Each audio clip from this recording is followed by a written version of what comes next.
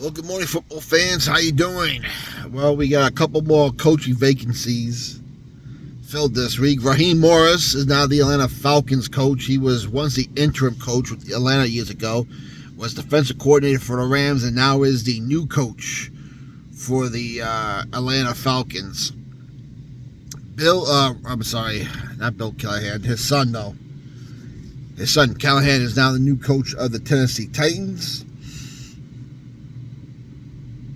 And, of course, the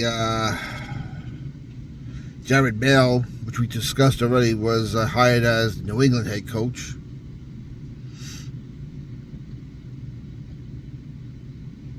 And the big one, of course, Jim Harbaugh, going to the San Diego Chargers for about $15 million a year, which is about $3 million more than the Michigan Wolverines offered him.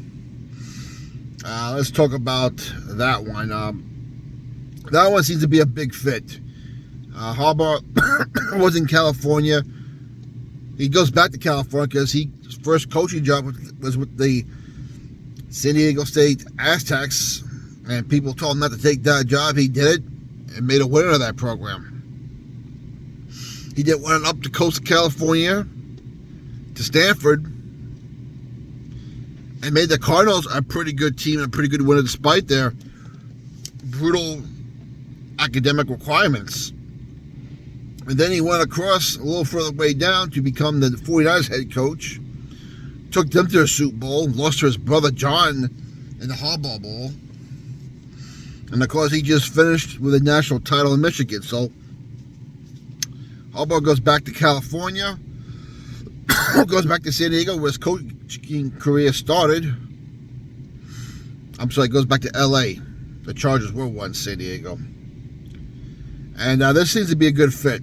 The Chargers have a pretty decent amount of talent that Staley could not utilize. And more importantly for Harbaugh, he has the quarterback. Justin Herbert, or Haybear, we want to call him, is a pretty good quarterback. He regressed this year because the rest of the team regressed this year, but anyone who knows anything that Harbaugh is an up-and-coming star, and now Harbaugh has his coach with his team. And this is good for the city of L.A. Because I said it before, L.A., I don't care what they say, what the NFL says, what excuse they come up with, is a terrible, terrible football town. College or pro, the USC Trojans, no one goes to the games unless they're having an historic season. They cannot fill the Coliseum. The UCLA Bruins can't fill the Rose Bowl halfway to save their life. And just like the Bruins, they won't go unless they're having an historic season. The Rams, the first time around the Coliseum, could not sell out. They went to Anaheim, up the coast, before they went to St. Louis. The Raiders, Al Davis thought, I can fill the Coliseum. I'm Raider Nation. Well, Al Davis learned that lesson the hard way and went back to Oakland. And now, despite having the most modern, expensive, well-thought-out football city in the NFL,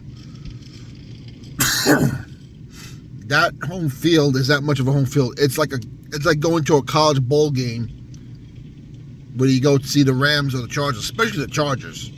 The Rams have a strong history in L.A. The Chargers only played in L.A. for one time in the 60s. I still don't... Spano should have swallowed his pride and built a stadium in San Diego.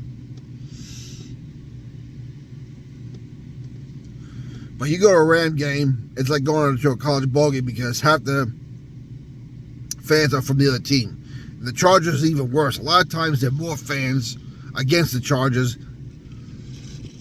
than the Chargers in their own home stadium. Now, hopefully, Harbaugh can change that. But unlike cities like Philadelphia, Washington, D.C., which are show-me cities, show me you can win, will come. L.A. is a big event town. You can't even call them fair weather fans. They're just a big event town. They won't go there unless it's a big game. Everyone knows, sports knows that in L.A., it's the Dodgers and the Lakers. 1-1-8, depending who's doing better at the time. Football is just not big in Los Angeles. Now, I understand that the NFL won the second biggest market there. They want to host Super Bowls there. But the city sucks for football. So hopefully, Harbaugh can fill the stands more with Charger fans, whether they come from LA or come up from San Diego.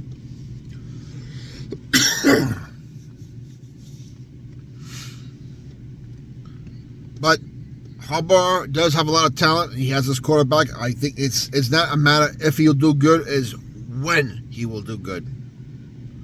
Now, people say he's arrogant, he's cocky. Well, he's been a winner everywhere he's been. I guess he's earned that. Jared Mayo, coach of the Patriots, was a first-round draft pick by Bill Belichick years ago. Left, went to the private sector, came back, and is now the head coach. We'll see how well he does as his first time as a head coach. Callahan is in Tennessee. He's the son of Bill Callahan, who used to coach the Raiders and the Nebraska Cornhuskers. He brings 18 years of coaching, 14 in the NFL.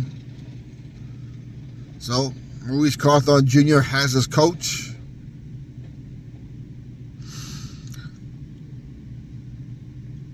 And of course, Raheem Morris goes to Atlanta. Now, the big story here is Bill Belichick is still unemployed. And so is Pete Carroll. Now, Pete Carroll at least has a consultant job with the Seahawks. He's 72. Belichick will turn 72 in April. Now, he did have 2 interviews with the Falcons, but the Falcons went with Raheem Morris. And I don't think Belichick has talked to anybody else. I think he might have talked to the Chargers, but when you have the greatest coach sitting out there, no one hires you. What would the reasons be? Well, he is 72. How long can you possibly coach for? So rebuilding a team is probably not the best way to go if you want to go with Pete Carroll or Bill Belichick. So for those guys to coach ever again, especially Belichick, he's about 15 wins away from breaking Shula's all-time winners head coach record. And I want to see him do it too. It's going to have to be a team that's made to win now with a quarterback. And I'm telling you right now, I'm sure Belichick said in his interview with the Falcons and Chargers that he wants the keys to the store. He wants to be the general manager and the coach. Now, at 72, we consider some of the owners here are into their age and they want to win. Why wouldn't you take a chance on a guy like that? Or these owners gave Bob Kraft a call, and Bob Kraft, unlike someone like Jerry Jones or to a point Jeffrey Lurie, who are not liked by the league, Bob Kraft is loved by a lot of the NFL owners. And he's a hell of a businessman. I'm sure if they called Bob Kraft, he probably told the owners the same thing Belichick probably told me in the interview. If you want Belichick, you got to give him the keys to the store.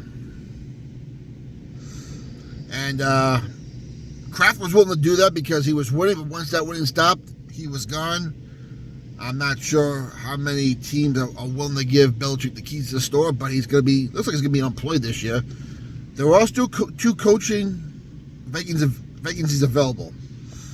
The Seahawks job is open, which, wouldn't be a bad place for Belichick because they have a lot of talent.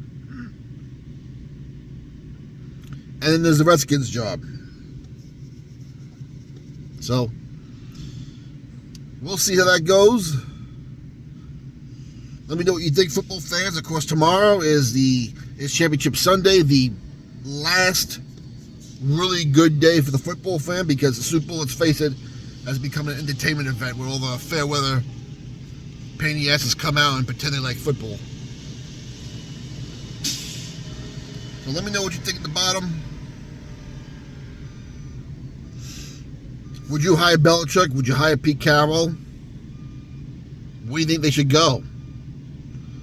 Do you think Harbaugh will be successful? Like, subscribe, leave a comment. We'll talk to you later.